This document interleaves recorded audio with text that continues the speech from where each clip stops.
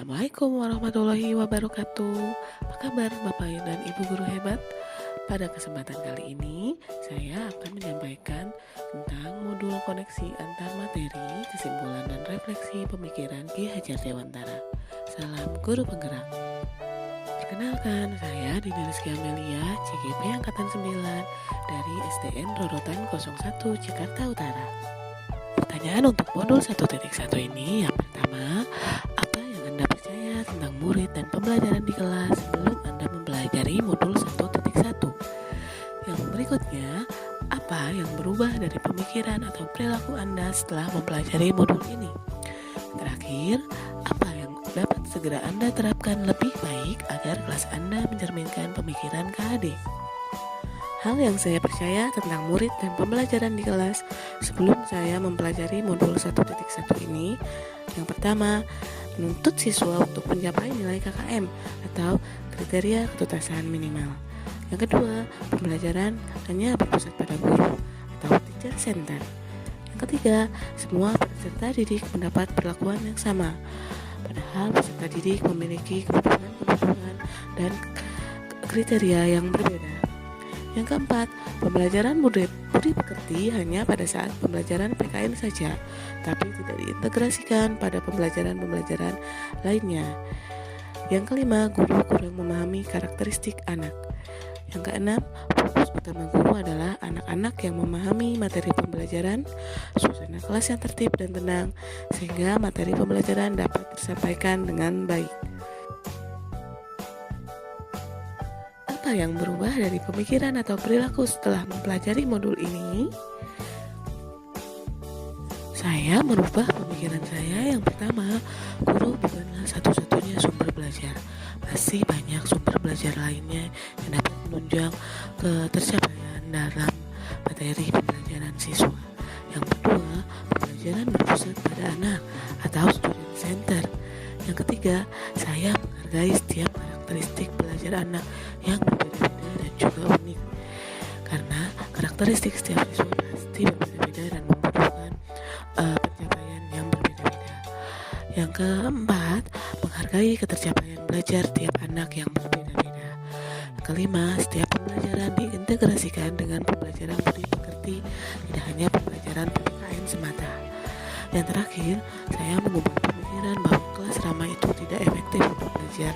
Banyak metode-metode pembelajaran seperti bermain yang membutuhkan kelas yang ramai, tapi itu juga efektif untuk belajar karena metode-metode tersebut sangat menyenangkan bagi siswa.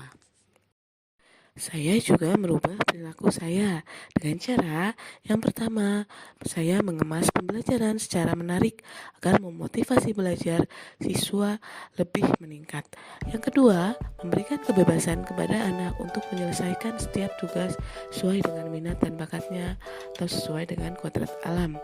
Yang ketiga, saya banyak menggunakan strategi atau metode dan media pembelajaran yang beragam, kolaboratif dan bervariasi sesuai dengan tuntunan perubahan zaman dan pembelajaran abad ke-21 atau sesuai dengan kodrat zaman.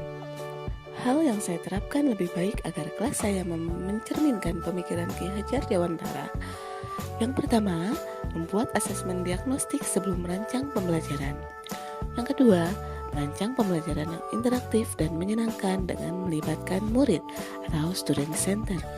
Yang ketiga, menerapkan pembelajaran abad ke-21 yaitu berpikir kritis, kreatif, komunikatif, dan kolaboratif. Yang keempat, menerapkan konsep merdeka belajar dan mengintegrasikan pembelajaran dengan pembelajaran budi pekerti sesuai dengan pencapaian profil pelajar Pancasila.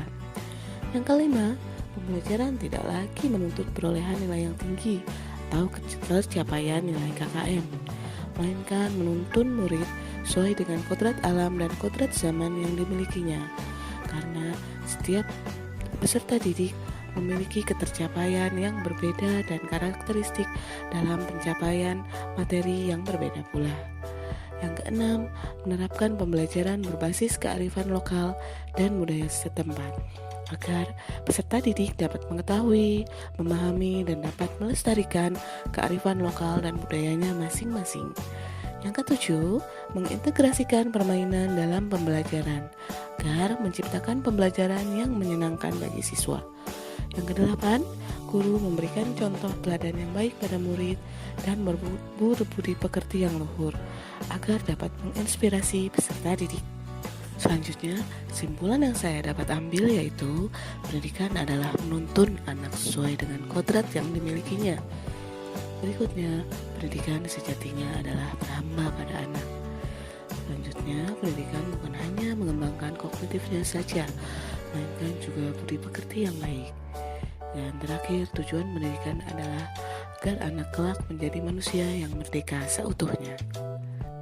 Refleksi dari modul ini yaitu murid dan guru menerapkan konsep merdeka belajar dan berkolaborasi dengan kreatif, mengembangkan potensi sesuai dengan karakteristik dan kodrat yang dimiliki peserta didik untuk mewujudkan peserta didik yang senantiasa selamat dan bahagia. Terima kasih telah menyaksikan video ini. Tetap semangat dan tetap sehat, Bapak dan Ibu guru hebat. Salam guru penggerak. Wassalamualaikum warahmatullahi wabarakatuh.